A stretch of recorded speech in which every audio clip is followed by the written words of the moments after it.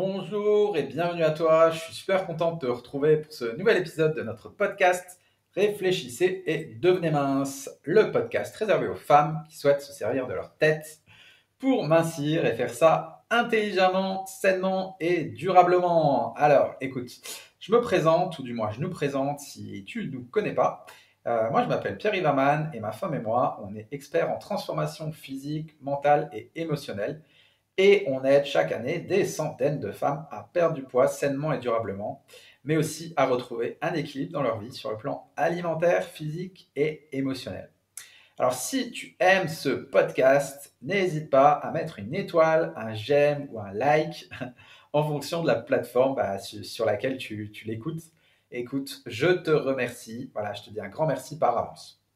Alors aujourd'hui, dans cet épisode, j'ai envie de répondre à une question que je trouve personnellement super intéressante. Faut-il être égoïste pour être mince et heureuse?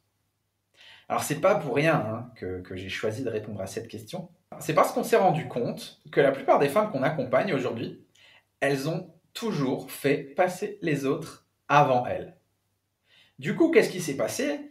Elles n'ont jamais pris le temps de se former à la nutrition. Elles n'ont jamais appris à composer une assiette équilibrée pour être en bonne santé. Elles n'ont jamais pris le temps de mettre en place une routine sportive, tu vois, bien ancrée, bien solide. Elles n'ont jamais pris le temps de comprendre le fonctionnement de leurs émotions et du coup, elles se laissent guider par elles, j'ai envie de dire. Elles se laissent surprendre et sont dans la réaction. Et puis elles n'ont pas non plus appris à cuisiner sainement, et j'en passe. Donc elles n'ont jamais pris le temps d'apprendre ce que c'était, elles n'ont jamais appris à se former sur la minceur saine et durable de manière holistique. Ce qui fait qu'aujourd'hui, elles se retrouvent avec des kilos en trop sur la balance et elles ne se sentent pas épanouies dans leur vie. Et d'ailleurs, si je te pose cette question, et si je pose cette question aujourd'hui, c'est aussi parce que ces femmes sont elles-mêmes amenées à nous poser au moins une fois une de ces questions lors de nos coachings. Du coup, je me suis dit que peut-être que toi, tu te les posais aussi ces questions. Alors, elles nous posent souvent ces questions, c'est comment je peux faire des choses pour moi, par exemple faire mon sport, mon yoga, mon alimentation saine, etc., quand je sais qu'elles déplaisent à mon conjoint. Comment je peux répondre à mes propres besoins alors que les besoins de mes proches me semblent beaucoup plus importants que mes propres besoins? Ou encore, pourquoi j'ai autant de difficultés à me sentir bien quand je vois d'autres personnes autour de moi qui ne sont pas heureuses? Et puis, en général, à ces questions, elle rajoute, Céline, Pierre-Yves, je veux surtout pas passer pour quelqu'un d'égoïste aux yeux de mes proches et me faire passer en priorité. Voilà les retours qu'on a régulièrement. En fait, dans notre société moderne, on n'arrête pas de confondre le fait d'écouter ses véritables besoins avec l'égoïsme. Et ça, en fait, c'est vraiment une grosse erreur. Parce qu'en réalité, être égoïste, c'est vouloir à tout prix qu'une autre personne écoute et réponde à notre propre besoin au lieu du sien. Tu vois la différence? Donc, je vais te donner un exemple qui devrait te parler pour imager un peu tout ce que je viens de t'expliquer. Donc, imagine un couple où madame aime la course à pied, alors que monsieur, lui, il préfère la musculation. Elle croit que lorsque monsieur accepte d'aller faire de la course à pied avec elle, eh ben, il lui prouve à ce moment-là qu'il l'aime. Monsieur, de son côté, croit que lorsque madame vient faire de la musculation avec lui, elle lui prouve son amour. En fait, il n'y a rien de plus faux. Dans un couple qui s'aime de manière inconditionnelle, les partenaires acceptent d'avoir des préférences différentes et de faire des activités séparément. En fait, aimer de manière inconditionnelle, c'est accepter la différence de l'autre sans vouloir pour autant le changer. Et c'est donc accepter d'avoir des préférences ou des besoins différents des autres.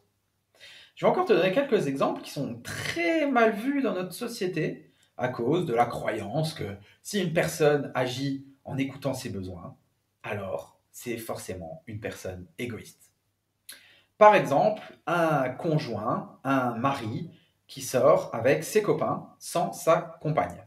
Alors là, c'est un homme égoïste parce qu'il ne pense pas à sa compagne. Un enfant qui prend un chemin contraire à ce que ses parents veulent pour lui. Alors là, ça va être un enfant qui va être du coup égoïste et qui ne respecte pas tous les espoirs que ses parents avaient mis en lui. Une femme qui veut passer du temps seule, sans son conjoint et ses enfants. Oh là là, la mauvaise épouse, que se passe-t-il? Elle ne nous aime plus, maman ne veut plus nous voir, maman est égoïste. Un couple qui veut partir sans ses enfants en vacances ou veut partir quelques jours sans ses enfants, qualifié en général de couple égoïste, de couple qui ne s'occupe pas bien de ses enfants. Voilà, en fait, il faut bien comprendre que notre éducation occidentale, elle nous a appris que nous devons nous oublier afin de ne pas être égoïste et sans cœur. Vraiment, c'est comme ça que ça fonctionne. Oublie-toi, parce qu'il ne faut pas être égoïste et il ne faut pas être sans cœur. Et du coup, cette croyance, elle est enfoncée dans beaucoup d'esprits des gens et des femmes. On a appris en fait que si on faisait plaisir à ceux qu'on aime, alors, eh ben, ils vont nous aimer davantage. Mais ça aussi, c'est archi faux. Et tout ça, c'est pas de l'amour. Là, il s'agit simplement on parle de faire plaisir. Et faire plaisir et aimer, c'est des choses qui sont complètement différentes.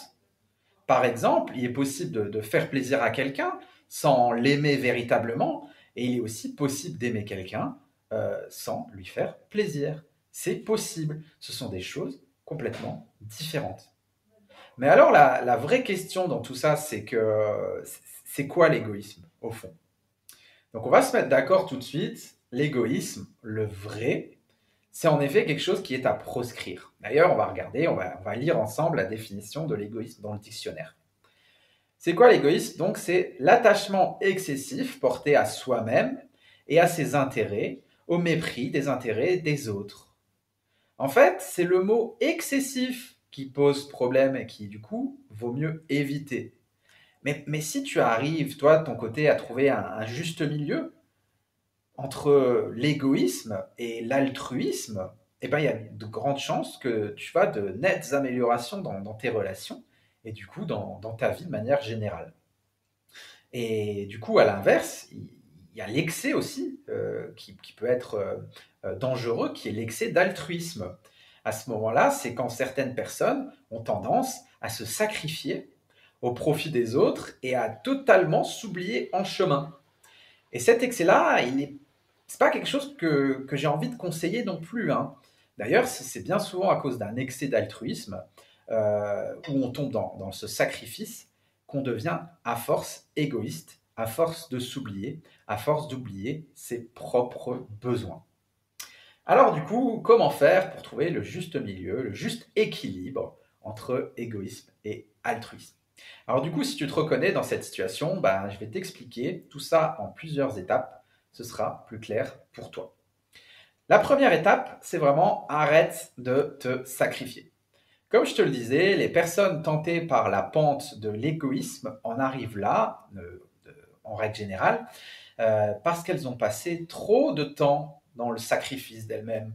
Famille, amis, enfants, collègues, parents ont toujours passé bien avant elles. Donc, inévitablement, un jour, elles en ont marre, la cocotte minute, elle explose et elles tombent dans le fameux si c'est comme ça, débrouillez-vous sans moi, ne comptez plus jamais sur moi. Et elles deviennent des égoïstes en puissance, comme pour se protéger. Et ce qui est paradoxal dans ce comportement, c'est que bien souvent, elles culpabilisent au fond d'agir ainsi. L'étape numéro 2, accorde-toi du temps. Comme suite logique de la première étape que je viens de t'expliquer, c'est vraiment essentiel de s'accorder du temps pour soi. Alors, je sais pas moi, 1 heure de sport, 1 heure de lecture, un week-end, une semaine, rien que pour soi, de temps en temps, peu importe, mais il est vraiment important de penser à soi, de se créer des moments pour soi, de mettre dans son agenda des créneaux juste pour soi, des rendez-vous avec soi-même.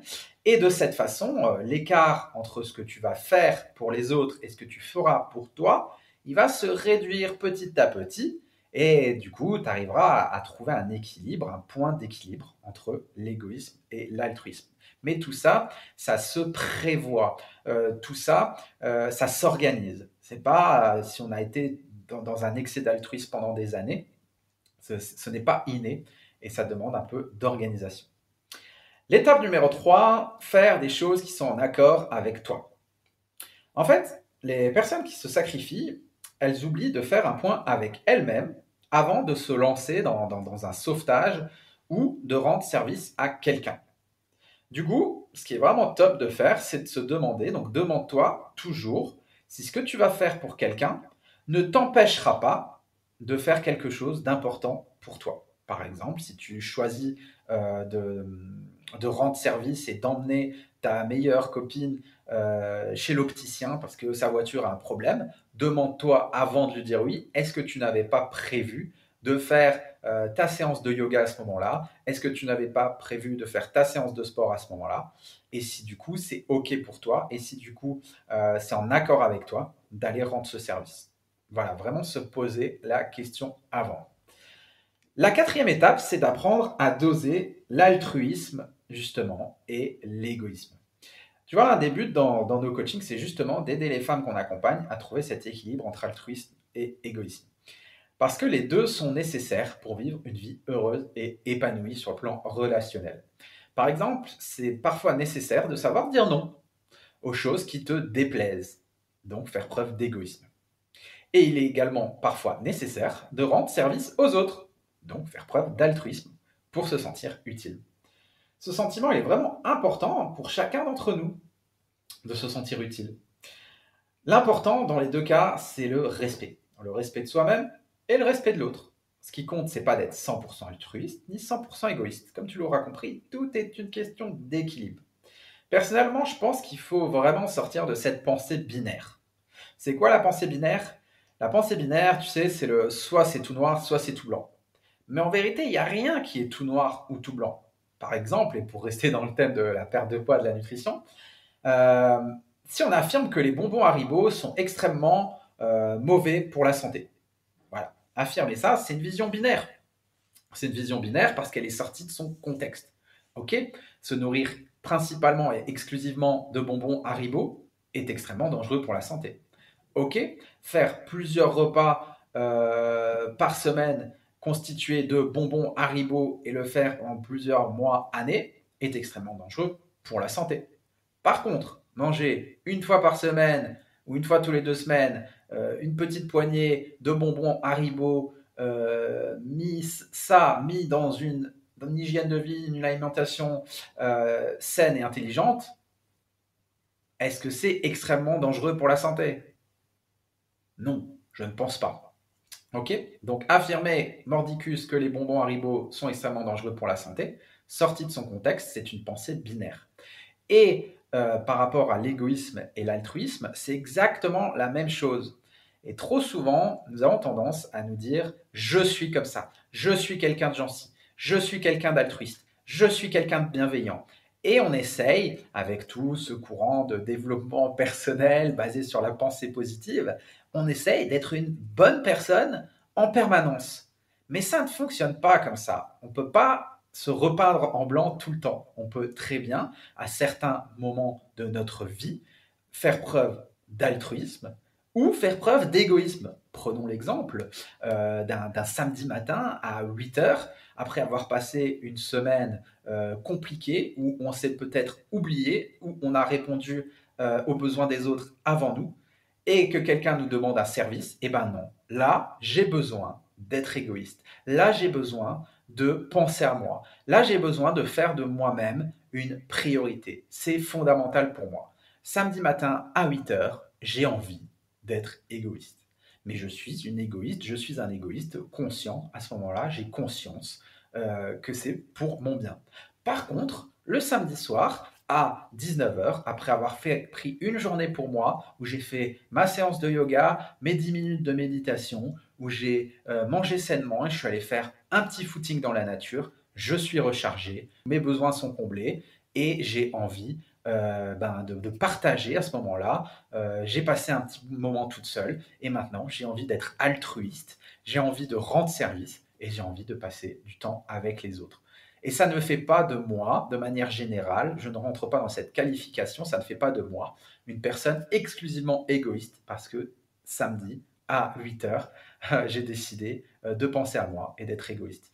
Donc voilà, vraiment sortir par rapport à l'observation qu'on fait de soi, de la pensée binaire. Ça, c'est vraiment important, je pense, dans cette quatrième étape pour apprendre à doser l'altruisme et l'égoïsme. Voilà, j'en ai terminé pour cet épisode de ce podcast. Alors, je voulais juste te prévenir d'une chose quand même assez importante, c'est que dans les prochains jours, avec ma chère et tendre Céline, nous allons donner une web conférence qui va parler justement du lien entre les émotions et la prise de poids. On va expliquer tout ça en détail, comment ça fonctionne, et Céline va raconter son expérience parce que Dieu sait qu'elle a galéré, elle est restée 20 années dans ces schémas-là, dans des schémas relationnels, émotionnels, compliqués. Donc si tu veux t'inscrire, c'est très très simple. Tu as juste à cliquer sur le lien en description de ce podcast. Voilà, juste en dessous, normalement, il y a un lien. Et puis tu as juste à choisir sur la fenêtre qui va s'ouvrir l'heure et le jour qui te convient pour assister à la webconférence qu'on va donner dans les prochains jours. Et voilà, c'est bouclé, tu réserves ton créneau et puis let's go, on peut passer une bonne heure ensemble. Écoute, moi en tout cas, ça m'a fait super plaisir de te partager tout ça. J'ai hâte de te retrouver à la conférence si tu es bien. Je te dis à bientôt pour un prochain épisode. Et encore une fois, surtout, n'oublie pas, si tu as apprécié ce podcast, de mettre une petite étoile ou un petit pouce bleu à ce podcast. Voilà, je te dis à bientôt. Ciao, ciao.